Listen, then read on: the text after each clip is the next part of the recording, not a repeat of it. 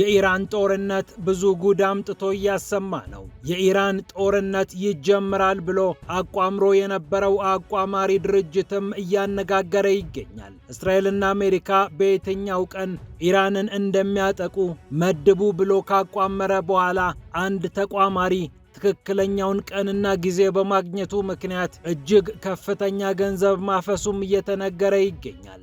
በአስገራሚ ሁኔታ ከነዚህ አቋማሪ ድርጅቶች ጀርባ የአሜሪካው ፕሬዝዳንት ዶናልድ ትራምፕ ልጅ ዶናልድ ትራምፕ ጁኒየር እንደሚገኝበትም ታውቋል። የአቋማሪ ድርጅቶቹ አማካሪና በሚሊዮን ዶላር የሚቆጠር ገንዘብ ያፈሰሰ ነው ተብሏል። የትራምፕ ልጅ ጉዳዩን ይዘነዋል። ከዛው ከኢራን ሳንወጣ ኢራንን በአሁኑ ሰዓት ከፍ ዝቅ እያደረጓት ያሉት ሰው አሊ ላሪጃኒ ናቸው ተብሏል። ለመሆኑ እኒህ ሰው ማን ናቸው? ምን አይነት የፖለቲካ ሂደትን አልፈው ነው እዚህ የደረሱት? በቀድሞው የኢራን መንፈሳዊ መሪ አያቶላ አሊ ኻሜኒ የሚታመኑት የኢራንን ወታደራዊና ሲቪል ተቋማት ውስጡን ያውቋቸዋል የሚባልላቸው አሊ ላሪጃኒ ስማቸው የተነሳ ነው። አስገራሚውንና ለማመን የሚከብደውን ታሪካቸውን እንመለከታለን። የተገፉት ሰው ዛሬ በኢራን ወሳኝ ምዕራፍ ላይም ቆመዋል። እንዲሁም አሜሪካ ከኔ ምድር ሆነሽ ኢራንን ማጥቃት የለብሽም ያለችው የኔቶዋ ሀገር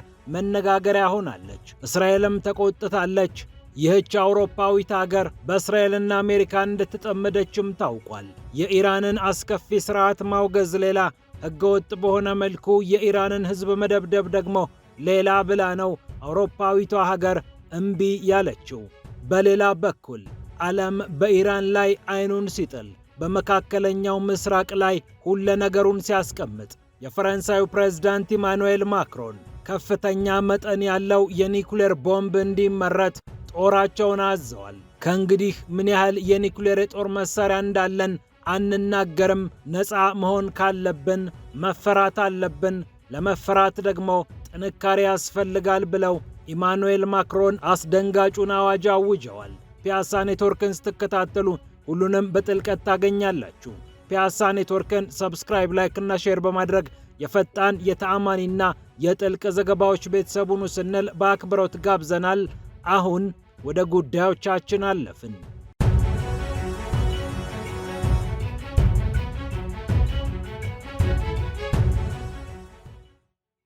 ኢራንን ለማጥቃት አሜሪካ የተለያዩ የጦር ቤዞችን ስትጠቀም አንዲት ሀገር እምቢ ብላታለች። የአውሮፓ ሊያውም የኔቶ አባል ሀገር ሆና ነው ስፔን ይህንን እምቢታ ለአሜሪካ ያሰማችው። የስፔኑ ጠቅላይ ሚኒስትር ፔድሮ ሳንቼዝ አሜሪካና እስራኤል በፍልስጤም እንዲሁም በአካባቢው የሚያራምዱትን ፖሊሲ አይወዱምና እምቢ የሚሉ ነገሮችን በተደጋጋሚ ሲያሰሟቸው ቆይተዋል። ጠቅላይ ሚኒስትር ፔድሮ ሳንቼዝ አሜሪካ የስፔንን የጦር ቤዞች ተጠቅማ ኢራንን እንዳታጠቃ በጥብቅ አስጠንቅቀው ነበር። የአሜሪካ ጦርም ትዕዛዙን ተከትሎ ምርጫ ስላልነበረው የጦር ቤዙን ተጠቅሞ አላጠቃም። ታዲያ አሜሪካና እስራኤል ስፔንን ጥምድ አድርገው ይዘዋታል። በተለይ እስራኤል ደግሞ ነገሩን አክርረዋለች። የእስራኤሉ ጠቅላይ ሚኒስትር ጌዲዮን ሳር ጠቅላይ ሚኒስትር ፔድሮ ሳንቼዝን በተመለከተ እንዲህ ሲሉ ተናገሩ። መጀመሪያ ሐማስ ሳንቼዝን አመሰገናቸው። በኋላ ሁቲዎች ሳንቼዝን በድጋሚ አመሰገኑ። አሁን ተረኛዋ አመስጋኝ ኢራን ናት። ታዲያ ስፔን በትክክለኛው የታሪክ ስፍራ ላይ ቆማለችን ሲሉም ጠየቁ። ፔድሮ ሳንቼዝ ደግሞ መለሱ። አስከፊውን የኢራንን ስርዓት መቃወም ሌላ ጉዳይ ነው። ዓለም አቀፍ ሕግን ሳይከተሉ አንዲት ሉዓላዊት ሀገርን ሊያውም በተናጠል እርምጃ መውሰድ ደግሞ ሌላ ነገር ነው በማለት ተናግረዋል። እንደ ጋርዲያን ዘገባ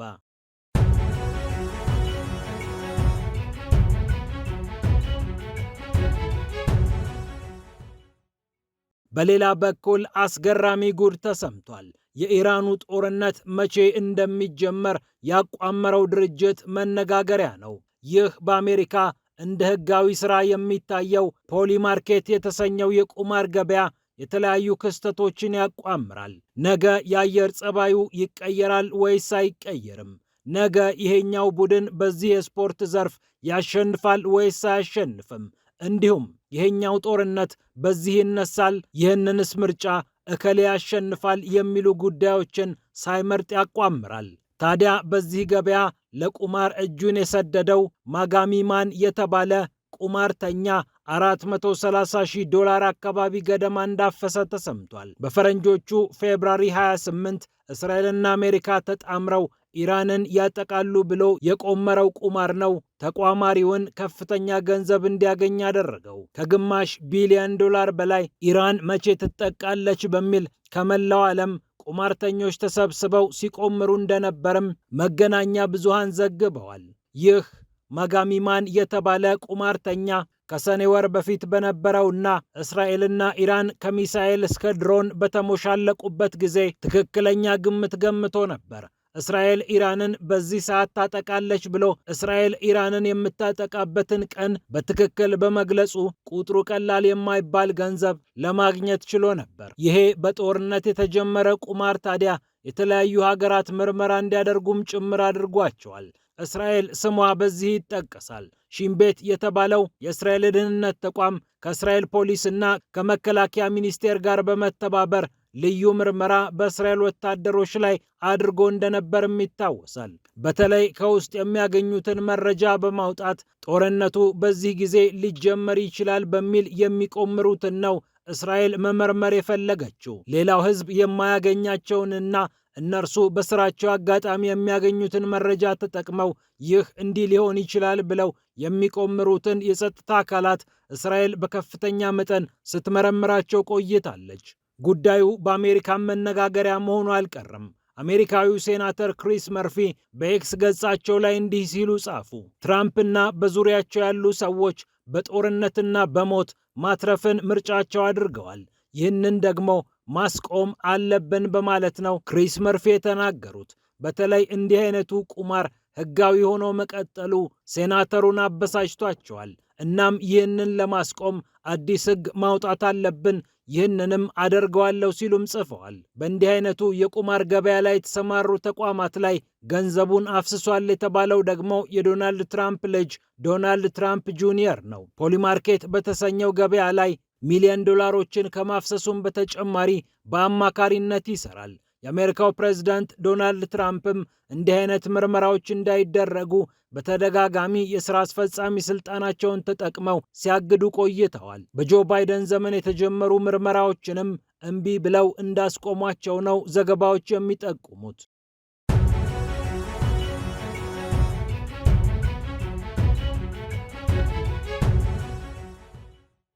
በሌላ በኩል ዓለም ኢራን ላይ አይኑን ሲጥል የፈረንሳዩ ፕሬዝዳንት ኢማኑኤል ማክሮን አስደንጋጭ ትዕዛዝ አዘዋል። ነፃ ለመሆን መፈራት አለብን፣ ለመፈራት ደግሞ ጠንካራ መሆን አለብን ያሉት የፈረንሳዩ ፕሬዝዳንት ኢማኑኤል ማክሮን ሀገራቸው ተጨማሪ የኒውክሌር ቦምቦችን እንድታመርት የጦር ኃይላችንን ማስተካከል አለብን፣ የጥንካሬያችን ምንጭ እርሱ ነው በማለት በፈረንሳይ ከሚገኙ የጦር ቤዞች አንደኛውን በጎበኙበት ሰዓት ተናግረዋል። የሀገራቸው መከላከያ ተጨማሪ የኒውክሌር መሳሪያዎችን እንዲያመርት ትዕዛዝ እንደሰጡም ተናግረዋል። ፈረንሳይ ከእንግዲህ ወዲህ ይህን ያህል የኒውክሌር የጦር መሳሪያ አለኝ ብላ ለሕዝብ ይፋ እንደማታደርግም ሰውየው መናገራቸውን ብሉምበርግ ዘግቧል። ነፃ ስለሆንን ሕዝባችንም መረጃ ማግኘት ስላለበት በሚል እስከ ዛሬ ይህንን ነገር ስንናገር ቆይተናል። ነገር ግን ነፃ ለመሆን መጀመሪያ መፈራት አለብን፣ ከዚያ ደግሞ ጠንካራ መሆን በማለት ለምን ከእንግዲህ መረጃውን መደበቅ እንደሚፈልጉ አብራርተዋል። በሩሲያ አሳቦ አውሮፓ የተለያዩ የጦር መሳሪያዎችን ለመታጠቅ ከፍተኛ ጥረት በሚያደርግበት ሰዓትና የአሜሪካው ፕሬዝዳንት ዶናልድ ትራምፕ ለኔቶና ለአውሮፓ አጋሮች የሚያደርጉትን ድጋፍ እንደሚቀንሱ በተነገረበት አውድ ነው ኢማኑኤል ማክሮን አዲሱን ትዕዛዝ ያዘዙት። በተጨማሪም ማክሮን የኒውክሌር የጦር መሳሪያዎቻቸውን ወደ ሌሎች የአውሮፓ ሀገራት ለማሻገር እቅድ እንዳላቸውም በይፋ ተናግረዋል። ጀርመን በዚህ ጥሩ አጋራችን መሆኑ አይቀርም። ምናልባትም በዚህ ዓመት ትብብሩን እንጀምራለን። በጋራ አንዳንድ ስትራቴጂያዊ ቦታዎችን እንመለከታለን፣ በጋራ ልምምድም እናደርጋለን በማለት ተናግረዋል። ከብሪታንያና ከፈረንሳይ በተጨማሪም ከፖላንድ፣ ከኔዘርላንድ፣ ከቤልጅየም፣ ከግሪክ፣ ከስዊድን እና ከዴንማርክ ጋርም ይህንኑ ጥረት አጠናክረው እንደሚቀጥሉ ተናግረዋል። ከኒውክሌር ትብብርም በተጨማሪ በተለያዩ ረጅም ርቀት ተወንጫፊ ሚሳኤሎች ዙሪያ ከዩናይትድ ኪንግደም እና ከጀርመን ጋር የጋራ ስምምነት ይኖረናል ሲሉም አክለዋል። ፈረንሳይ በአሁኑ ሰዓት 290 የሚሆኑ የኒኩሌር ቦምቦች እንዳሏት ይነገራል። እንደ ሩሲያ፣ እንደ ቻይና፣ እንደ አሜሪካ ሺህ ቤት አልገባችም። ታዲያ ይህ ቁጥር ከ4 አስርተ ዓመታት በፊት ከነበረው ጋር ተቀራራቢ እንደሆነ ይነገራል። በአንድ ወቅት እስከ 540 የሚሆኑ የኒኩሌር መሳሪያዎችን እንደያዘች ሲነገርላት የቆየችው ፈረንሳይ በአሁኑ ሰዓት የኒኩሌር ኃይሏን ከፍ ለማድረግ እየሰራች ትገኛለች። ከአየር የሚወነጨፉ በሰርጓጅ መርከቦች ውስጥ የሚካተቱ ልዩ ልዩ የኒኩሌር ቦምቦችን አሁንም ቢሆን ይዛ ራሷን ለመከላከል ዝግጁ እንደሆነች እያሳወቀች ትገኛለች ፈረንሳይ።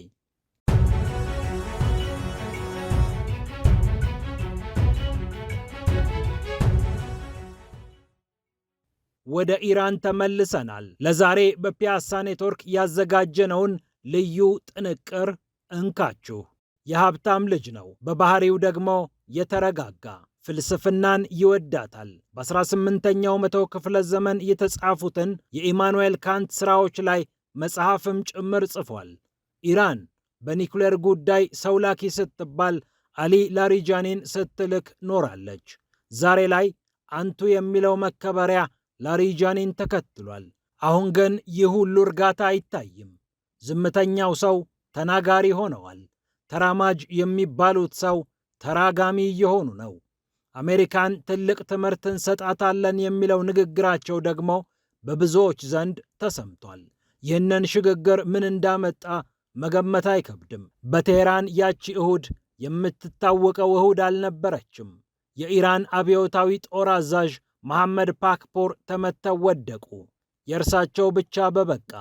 የእስራኤልና የአሜሪካ እሳት ሌላም ሰው ቀማቸው። የአብዮቱን መሪ መንፈሳዊውን አለቃ ገደሉባቸው። አያቶላ አሊ ሐሚኒ ተገደሉ። ከእርሳቸው ሞት ጋር የአሊ ላሪጃኒ እርጋታም አብሮ ሞተ። የኢራን ብሔራዊ ደህንነት ካውንስል ሊቀመንበር የሆኑት ሰው አሜሪካንና እስራኤልን የሚያወግዙበት ቃል አጡ። ዛሬ የጽዮናውያኑ መንግሥት የኢራን ልብ ላይ እሳት አንድዶበታል። የእኛን ልብ እንዳነደዱ በእነርሱም ልብ ላይ እሳት እንለቅበታለን አሉ። በዚህም አልቆሙም። የኢራን ብሔራዊ ጀግኖች ለሰይጣናዊው የዓለም ጨቋኝ በታሪክ ታይቶ የማይታወቅ ትምህርት ይሰጣል ሲሉ ተናገሩ። ይህ ንግግራቸው ይበልጥ ትኩረት ውስጥ ከተታቸው፣ የማያውቃቸውም ይበልጥ አወቃቸው። ላሪጃኒ በእስራኤል ብቻ የተመቱ ይመስል እስራኤልን ነጥለው ማውገዛቸው በምክንያት ነበር። አሜሪካ በእስራኤል ወጥመድ የገባች ጉዳይ አስፈጻሚ እንደሆነችም ተናግረው ምክንያታቸውን አብራሩ። ዓለም አሁን ስለ ላሪጃኒ እያወራ ነው። ይህ ስም በዚህም በዚያም እየተነሳ ነው። አሁን ስሙ አዲስ አይደለም፣ አሊ ላሪጃኒ። እርግጥ ነው አሜሪካ ኢራንን ልትመታ ነው የሚለው ወሬ መናፈስ ከጀመረ በኋላ ስለ እርሳቸው ብዙ ተብሏል። ስለ እርሳቸው የሚያስገርም ነገር ከተናገሩ የአሜሪካ ባለሥልጣናት መሃል ስቲቭ ዊትኮፍን የሚቀድማቸው የለም። የትራምፕ ተደራዳሪ፣ አንዴ በጋዛ አንዴ በዩክሬን ጉዳይ እዚህም እዚያም የሚዋትቱት ስቲቭ ዊትኮፍ እንዲህ ነበር ያሉት። የኢራኑን የውጭ ጉዳይ ሚኒስትር አባስ አራግቺን ለማዋራት ስደውልለት ፕሬዝዳንቱን ማስፈቀድ እንዳለበት ነገረኝ። ግን ለፕሬዝዳንቱ ሲደውል አሊ ላሪጃኒን አናግረው ተባለ። ዊትኮፍ ይህንን ሲናገሩ የሰውየውን ቁልፍነት ብዙዎች ለመረዳት አልከበዳቸውም። ላሪጃኒ ጦርነቱ ከመጀመሩ ከሳምንታት በፊት ክሬምሊን ተገኝተው ከሩሲያው ፕሬዝዳንት ቭላዲሚር ፑቲን ጋርም መክረው ነበር። አያቶላህ ሰውየውን ያምኑታል፣ ይበልጥ አቅርበውታል ይባልም ነበር። አያቶላህ ሐሚኒ ከመሞታቸው በፊት 4 እርከን ያለው የአመራር መዋቅር አሰናድተው እንደነበር ኒውዮርክ ታይምስ መዘገቡ ይታወሳል። ይህም ትራምፕ እርሳቸውን ሊያስገድሉ ይችላሉ የሚለው ዜና እውን ከሆነ ተተኪ ኃይል ያስፈልጋል በሚል የተደረገ ነበር። ከመንፈሳዊውም ከዓለማዊውም ዕውቀትና ልምድ ያላቸው ሰዎችን ማሰባጠር ስላስፈለገ የብዙዎች ስም ቀድሞ ተቀመጠ። ታዲያ ይህንን ሁሉ እንደ መርከብ እንዲያሳፍሩ የተመረጡት አሊ ላሪጃኒ እንደነበሩ አሁን ከግምት በላይ ማወቅ ይቻላል። ሚርዛ ሐሺም አሞሊ ከተባሉ የሃይማኖት ሊቅ አባት የተወለዱት በጎረቤት ኢራቅ ነው። ወንድሞቻቸው ሳይቀሩ የባለሙያዎች ጉባኤ በመባል የሚታወቀውን የኢራን ውሳኔ ሰጪ አካል ተቀላቅለዋል። ቤተሰባቸው እንደ ቤተሰብ ከአብዮታዊት ኢራን ጋር ልዩ ትስስር አለው። በ20 ዓመታቸው ያገቧቸው ባለቤታቸው ፋሪዴህ ሞታሃሪ የሞርቴዛ ሞታሃሪ ልጅ ናቸው። ሞታሃሪ ደግሞ የአብዮታዊት ኢራን መስራች የሆኑት የሩሃላ ሆሜኒ የቅርብ ሰው እንደሆኑ ይታወቃል። ወግ አጥባቂ ከሚባል ቤተሰብ ተገኝተው በወግ አጥባቂነት ቢኖሩም ልጃቸው ላይ ግን ላላ ብለዋል። እርሳቸውና ጓዶቻቸው ትልቋ ሰይጣን ብለው በሚጠሯት አሜሪካ ሄዳ የተማረችው ልጃቸው ለዚህ ትልቅ ምሳሌ ናት። ፋጡማ ከቴህራን ዩኒቨርሲቲ የሕክምና ሳይንስ ካጠናች በኋላ ኦሃዮ በሚገኘው በክሊቭላንድ ስቴት ዩኒቨርሲቲ ለተጨማሪ ትምህርት ሄዳ አጥንታለች። ምናልባት የዚህ ምክንያት የእርሳቸውም ትምህርት ወዳድነት ሊሆን ይችላል። ላሪጃኒ የኢራን አብዮት ሲፈነዳ እንደ አውሮፓውያን አቆጣጠር በ1979 ላይ በሂሳብ የመጀመሪያ ዲግሪያቸውን ከሸሪፍ ዩኒቨርሲቲ አግኝተዋል። በዚህም አልቆሙም። ከቴህራን ዩኒቨርሲቲ በምዕራብ ፍልስፍና ሁለተኛና ሶስተኛ ዲግሪያቸውን በቴህራን ዩኒቨርሲቲ ተከታትለዋል። የመመረቂያ ጽሑፋቸውም በጀርመናዊው ፈላስፋ ኢማኑኤል ካንት ፍልስፍና ላይ ያተኮረ ነበር። የላሪጃኒ የሥራ ሕይወትም ረጅምና ውስብስብ ተብሎ በአጭሩ ሊገለጽ የሚችል ነው። ከአንድም 3 ጊዜ ለፕሬዝዳንትነት ተወዳድረው ቢሸነፉም ከጨዋታው ግን አልወጡም። ዛሬ ምናልባትም በኢራን ታሪክ ተከስቷል የተባለውን ወሳኝ ምዕራፍ የሚመሩት ሰው እርሳቸው ሆነዋል። 3ቴ ቢገፉም ኢራን በፈለገቻቸው ሰዓት ላይ ግን ቆመውላታል። የባህል ሚኒስትር፣ የፓርላማ አፈ ጉባኤ፣ የብሔራዊ ደህንነት ምክር ቤት ሰብሳቢነት ከሰሩባቸው ቦታዎች ጥቂቶቹ ናቸው። ደግሞም ካላመኑበት አላመኑበትም ነው። በአህመዲን ነጃድ የፕሬዝዳንትነት ዘመን የነበረውን የኒውክሌር ፖሊሲ ስላላመኑበት ከደህንነት ካውንስሉ ራሳቸውን አግልለው ነበር። በ2021 እና በ2024 ደግሞ ለፕሬዝዳንትነት ተወዳድረው ነበር። በተለይ በ2021 ከእርሳቸው ይበልጥ ወግ አጥባቂ ናቸው የተባሉት ኢብራሂም ራይሲ ፕሬዝዳንት ሆነው ሲመረጡ እርሳቸው ይበልጥ ዕድል እንዳላቸው ተነግሮ ነበር ይላል አልጀዚራ በዘገባው።